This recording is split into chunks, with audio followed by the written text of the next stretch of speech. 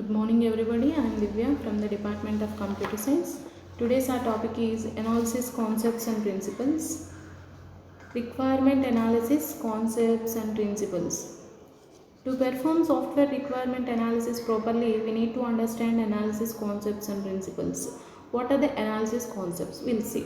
First concept is requirement analysis. Second one is requirement elicitation process. And third one is quality function deployment, QFD. Fourth one is use cases. First one is requirement analysis. How to analyze the requirement? We'll see. Requirement analysis. Requirement analysis is a software engineering task that bridges the gap between system requirement engineering and software designing. ఇక్కడ requirement analysis అంటే ఏంటి అంటే requirement analysis అనేది ఈ analysis అనే step ఎప్పుడు perform చేస్తామంటే user దగ్గర నుంచి రిక్వైర్మెంట్స్ మనం గ్యాదర్ చేసుకోగానే ఈ రిక్వైర్మెంట్ అనాలిసిస్ని చేస్తాం. ఈ రిక్వైర్మెంట్ అనాలిసిస్ ఎందుకు చేస్తాము అంటే కనుక మనం ఏదైతే సాఫ్ట్వేర్ని డిజైన్ చేయాలనుకుంటున్నామో ఆ రిక్వైర్మెంట్స్ని తగ్గట్టుగానే మనం ఏం చేయాలి, సాఫ్ట్వేర్ని డిజైన్ చేయాలి. సో ఆ రిక్వైర్మెంట్స్కి తగ్గట్టుగానే మనం డిజైన్ చేస్తున్నామా లేదా అన్నదానికి మనం ఈ రిక్వైర్మెంట్ గ్యాదరింగ్కి ఈ సిస్టమ్ డిజైనింగ్కి మధ్యలో మనం ఏం టాస్క్ పెర్ఫామ్ చేస్తామంటే ఈ రిక్వైర్మెంట్ అనాలిసిస్ అనేది చేస్తామన్నమాట. ఈ ఇచ్చిన రిక్వైర్మెంట్స్కి తగ్గట్టుగానే మనం డిజైనింగ్ అనేది చేస్తున్నామా లేదా అనేది చెక్ చేసుకుంటాం.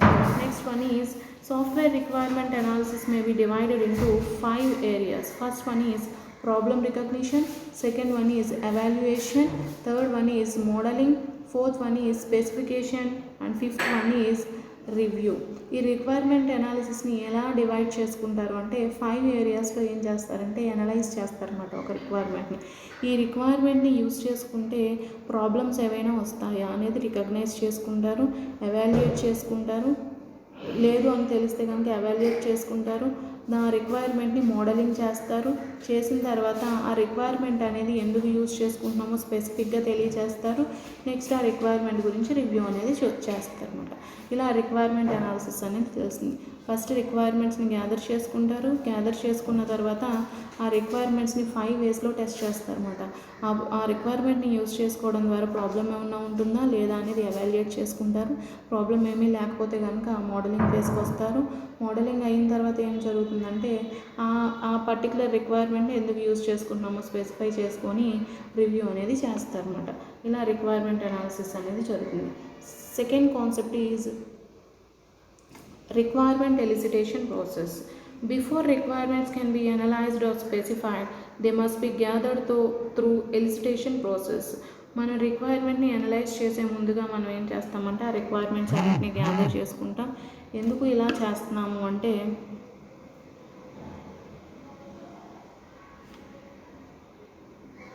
రిక్వైర్మెంట్స్ అన్నింటినీ గ్యాదర్ చేసుకుంటాం. ఎందుకు అంటే ఈ రిక్వైర్మెంట్ ఎలిసిటేషన్ ప్రాసెస్లో ఏం జరుగుతుందంటే రిక్వైర్మెంట్స్ గ్యాదర్ చేసుకున్న తర్వాత మళ్ళీ ఇక్కడ ఎవరైతే కస్టమర్ ఉన్నాడో ఆ కస్టమర్కి డెవలపర్కి మధ్య కమ్యూనికేషన్ అనేది జరుగుతూ ఉంటుంది. ఈ కమ్యూనికేషన్ అనేది ఎలా జరుగుతుంది అంటే communication must be initiated by asking question to the customer. ఈ డెవలపర్ ఏం చేస్తాడు అంటే కస్టమర్ని క్వశ్చన్స్ అడుగుతూ ఉంటాడు అనమాట. That is a set of questions that will lead a basic understanding of the process. ఆ సెట్ ఆఫ్ క్వశ్చన్స్ అడగడం ద్వారా ఆయన ఐడియాలజీ ఎలా ఉన్నది అనేది చెక్ చేసుకుంటాడు అనమాట. దానికోసం ఏం చేస్తాడు అంటే ఈ రిక్వైర్మెంట్ ఎలిసిటేషన్ ప్రాసెస్ అనేది జరుగుతూ ఉంటుంది. ఎందుకు చేస్తారు ఈ రిక్వైర్మెంట్ ఎలిసిటేషన్ అంటే యూజర్ ఇచ్చేస్తాడు రిక్వైర్మెంట్స్ ఇచ్చిన తర్వాత ఆ రిక్వైర్మెంట్స్ని ఆ పర్టికులర్ ఎండ్ యూజర్ అనేవాడు ఎలా ప్రాజెక్ట్లో ఉండాలనుకుంటున్నాడు అనేది తెలుసుకోవడం కోసం వీళ్ళు ఏం చేస్తారంటే నెంబర్ ఆఫ్ క్వశ్చన్స్ అనేవి అడగడం జరుగుతుంది. కస్టమర్ ఏదైతే ఆన్సర్స్ ఇచ్చాడో ఆ ఆన్సర్స్ని బేస్ చేసుకొని ఆ రిక్వైర్మెంట్స్ అనేవి ప్రాజెక్ట్లో యూజ్ చేయడం అనేది జరుగుతుంది.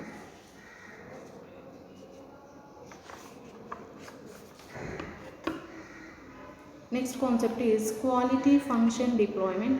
ఈ క్వాలిటీ ఫంక్షన్ డిప్లాయ్మెంట్ని QFD అని కూడా అంటాడు. ఈ QFD క్వశ్చన్ మిమ్మల్ని 5 marks క్వశ్చన్ కింద కూడా అడగవచ్చు అన్నమాట. QFD, Quality Function Deployment, is a quality management technique that translates the needs of the customer into the technical requirements of the software. ఈ QFD అనేది ఏం చేస్తుందంటే యూజర్ ఏవైతే రిక్వైర్మెంట్స్ ఇచ్చాడో కస్టమర్ దగ్గర నుంచి తీసుకుంటాం కదా, ఆ కస్టమర్ దగ్గర నుంచి తీసుకున్న రిక్వైర్మెంట్స్ అన్నిటినీ కూడా సాఫ్ట్వేర్ కింద కన్వర్ట్ చేస్తామన్నమాట. ఆ సాఫ్ట్వేర్ కింద కన్వర్ట్ చేయడాన్ని ఏమంటామంటే టెక్నికల్ రిక్వైర్మెంట్స్. ఆ యూజర్ ఇచ్చిన రిక్వైర్మెంట్స్ని టెక్నికల్ రిక్వైర్మెంట్స్ కింద చేంజ్ చేస్తాం. ఈ చేంజ్ చేయడానికి ఎలా చేంజ్ చేస్తాడు అనేది ఇప్పుడు చూద్దాం. ఈ చేంజ్ చేయాలి అంటే కనుక డెవలపర్ అనేవాడు ఏమేమి ఐడెంటిఫై చేసుకోవాలి. క్యూఎఫ్డీలో మెయిన్గా ఏం చేస్తాడు అంటే క్యూఎఫ్డీ ఐడెంటిఫైస్ 3 టైప్స్ ఆఫ్ రిక్వైర్మెంట్స్. క్యూఎఫ్డీ ఏం చేస్తుంది, 3 టైప్స్ ఆఫ్ రిక్వైర్మెంట్స్ని ఐడెంటిఫై చేసుకుంటుంది ఫస్ట్. ఎందుకు అంటే ఈ రిక్వైర్మెంట్స్ని బేస్ చేసుకొని అది ఏం చేస్తుంది, టెక్నికల్ రిక్వైర్మెంట్స్ కింద కన్వర్ట్ చేసుకుంటాం మనం. సో ఇక్కడ రిక్వైర్మెంట్స్ అనేవి ఎలా ఉన్నాయి అనేది ఫస్ట్ చెక్ చేసుకుంటారు. అసలు రిక్వైర్మెంట్స్ అనేవి ఎన్ని టైప్స్ ఆఫ్ ఉంటాయి అంటే 3 టైప్స్ ఆఫ్ రిక్వైర్మెంట్స్ ఉంటాయి. Normal requirements, expected requirements and exciting requirements. Normal requirements అంటే ఏంటి అంటే the objectives and goals that are stated for a project or system during meeting with customer. If these requirements are present the customer is satisfied. Normal requirements అంటే ఏంటి అంటే ఎప్పుడైతే developer end user meet అయ్యారో అప్పుడు ఏం చెప్తాడు, ఈ end user అనేవాడు కొన్ని రిక్వైర్మెంట్స్ చెప్తాడు. ఆ రిక్వైర్మెంట్స్తో కనుక ఈ డెవలపర్ అనేవాడు ఆ ప్రాజెక్ట్ని కంప్లీట్ చేసేసినట్టయితే కనుక యూజర్ అనేవాడు సాటిస్ఫై అయిపోతాడు. ఎందుకంటే వాడు చెప్పిన రిక్వైర్మెంట్స్ తోటే ప్రాజెక్ట్ని డెవలప్ చేశాడు కాబట్టి. Next expected requirements. These requirements are implicit to the product or system. Customer does not explicitly stated them. Their absence will be a cause for significant dissatisfaction. అంటే ఇక్కడ ఏం జరుగుతుంది అంటే ఎక్స్పెక్టెడ్ రిక్వైర్మెంట్స్ యూజర్ అనేవాడు డెవలపర్తో చెప్పడు, కానీ ఎక్స్పెక్ట్ చేసేస్తూ ఉంటాడు. ఇవి సాఫ్ట్వేర్ డెవలప్మెంట్లో కూడా ఎక్కడ కనబడవు. కొన్ని ఎక్స్పెక్ట్ చేస్తూ ఉంటాం అన్నమాట. అంటే ఏంటి అంటే ఇప్పుడు మనం ఒక బ్లౌజ్ డిజైన్ చేయించుకున్నాము అనుకోండి, మనం ఒక డిజైన్ చెప్తాము. డిజైన్ చేసిన తర్వాత యాజ్ ఇట్ ఈజ్ మన డిజైన్ చేసేసిన తర్వాత ఆ టైలర్ అనేవాడు కొంచెం మనం చెప్పిన ప్లాన్ కన్నా కొంచెం మన డిజైన్ని కొంచెం ఇంప్రూవ్ చేసి మనకి ఇచ్చాడు అనుకోండి, మనం ఎలా ఫీల్ అవుతాం, ఎక్స్పెక్టెడ్ ఇంకా బాగుండాలి అని ఎక్స్పెక్ట్ చేస్తాం, కానీ అది మనం చెప్పలేం. కానీ అది డెవలపర్ అనేవాడు అర్థం చేసేసుకొని మనకి యాజ్ ఇట్ ఈజ్ అలాగే చేశాడు అనుకోండి, అలాంటి రిక్వైర్మెంట్స్ ఏమంటామంటే ఎక్స్పెక్టెడ్ రిక్వైర్మెంట్స్ అంట. మనం చెప్పలేము, కానీ మనకి అవి లేకపోతే కనుక డిస్సాటిస్ఫాక్షన్ ఉంటుంది అన్నమాట. అలాంటి రిక్వైర్మెంట్స్ ఏమంటామంటే ఎక్స్పెక్టెడ్ రిక్వైర్మెంట్స్ అంట. Exciting requirements. These features go beyond the customer's expectations and prove to be very satisfying when present. ఇది కస్టమర్ కూడా ఎక్స్పెక్ట్ చేయలేడు.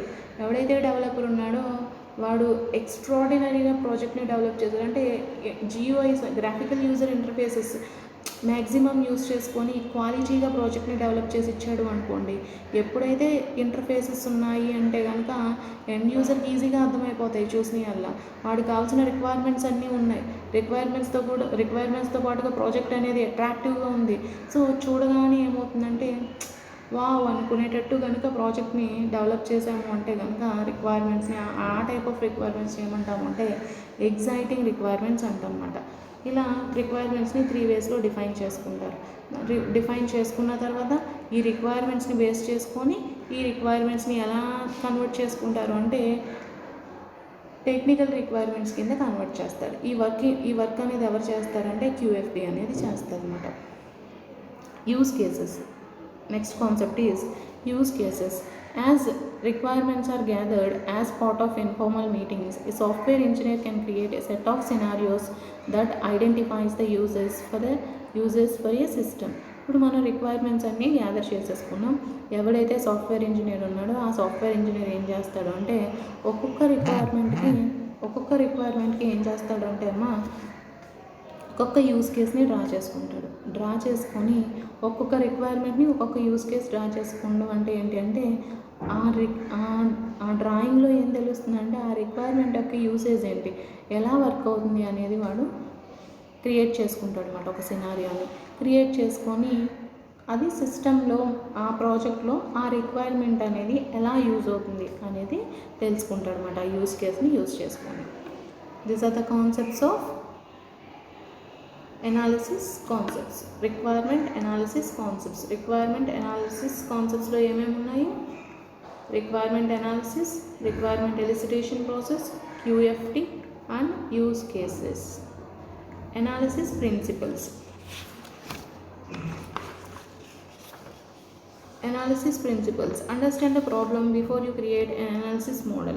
ఎనాలిసిస్ మోడల్ని క్రియేట్ చేయడానికి ముందుగానే మనం ఏం చేయాలి అంటే ఒక రిక్వైర్మెంట్ని కనుక మనం ప్రాజెక్ట్లో యూజ్ చేసుకుంటే ఆ రిక్వైర్మెంట్ వల్ల ఏమైనా ప్రాబ్లం వచ్చే ఛాన్స్ ఉందా లేదా అనేది మనం ఫస్టే ఐడెంటిఫై చేసుకోవాలి.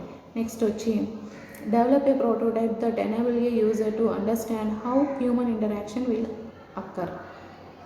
ఇక్కడ ఒక ప్రోటోటైప్ని ముందుగానే ప్రిపేర్ చేసేసుకోవాలి. ఎలాగా యూజర్తో మనం ఇంటరాక్షన్ అనేది చేసుకోవాలి అనే దానికి ఫస్టే మనం ఇక్కడ ఏం చేసుకోవాలి అంటే ఒక ప్రోటోటైప్ని క్రియేట్ చేసుకోవాలి. ఎలా ఉండాలి ఆ ప్రోటోటైప్ అనేది యూజర్కి అండర్స్టాండ్ అయ్యేటట్టు ఉండాలి. అర్థమవుతుందా? ఆ అండర్స్టాండింగ్ని బేస్ చేసుకొని మనం ఏం చేసుకుంటాం, మళ్ళీ ప్రాజెక్ట్ అనేది డెవలప్ చేసుకుంటాం అన్నమాట. Third one is use multiple views of requirements.